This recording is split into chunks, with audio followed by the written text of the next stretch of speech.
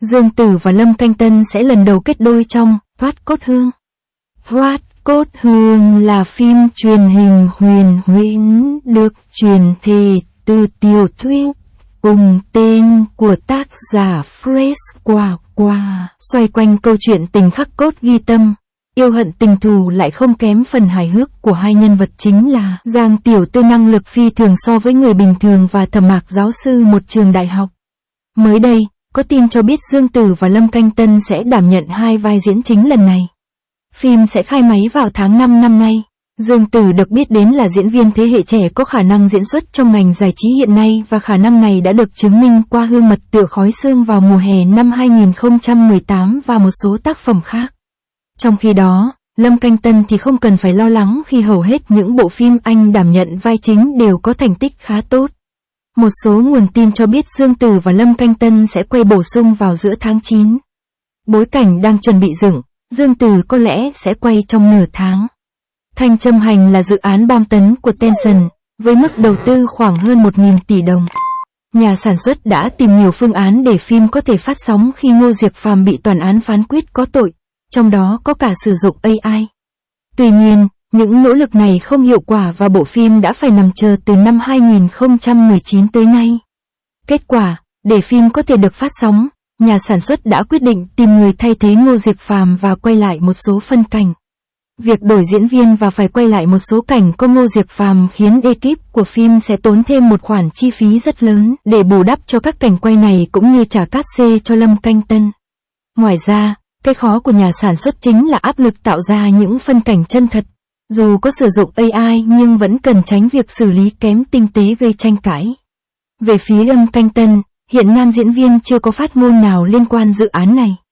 Người hâm mộ của anh cho rằng nam nghệ sĩ không nên nhận lời tham gia Thanh Châm Hành bởi bộ phim có thể làm ảnh hưởng đến danh tiếng của thần tượng. Fan club thậm chí đã có đề nghị gửi tới văn phòng làm việc của Lâm Canh Tân để yêu cầu xem xét lại cách làm việc, lựa chọn dự án cho nghệ sĩ. Thanh Châm Hành xoay quanh chuyện yêu hận tình thù của nữ quan hoàng tử Hà, Dương Tử. Trong khi sống trong cung, không ngờ cô nàng lại gỡ ra một đại án kinh tâm động phách của Vương triều Đại Đường năm ấy. Truyền thông Hoa ngữ đưa tin bom tấn nghìn tỷ, Thanh Châm Hành, được quay lại sau khi Ngô Diệc Phàm dính scandal. Người thay thế nam tài tử đóng với Dương Tử chính là Lâm Canh Tân. Thanh Châm Hành, ban đầu có sự tham gia của Dương Tử và Ngô Diệc Phàm. Phim sắp ra mắt thì bị hoãn lại do nam tài tử dính án tù tội. Được biết, Thanh Châm Hành là dự án bom tấn của Tencent, khoảng hơn 1.000 tỷ đồng. Theo truyền thông Hoa ngữ, phim Thanh Châm Hành do Dương Tử đóng chính từng tìm cách để kiếm cơ hội phát sóng trở lại dù Ngô Diệc Phàm vướng tù tội. Và để thực hiện mục tiêu đưa phim lên màn ảnh nhỏ, buộc các nhà làm phim phải tìm người thay thế Ngô Diệc Phàm và quay lại một số phân cảnh. Theo đó, Lâm Canh Tân là người được lựa chọn thay thế Ngô Diệc Phàm. Mặc dù Lâm Canh Tân ban đầu miễn cưỡng, nhưng Tencent đã đưa ra lời mời hậu hĩnh để thuyết phục là mời anh trong hai dự án sắp tới. Cuối cùng thì Lâm Canh Tân cũng đã đồng ý. Xét về ngoại hình, Lâm Canh Tân có cùng chiều cao với Ngô Diệc Phàm nên đây cũng là điều kiện thuận lợi cho công việc hậu kỳ của Thanh Châm Hành.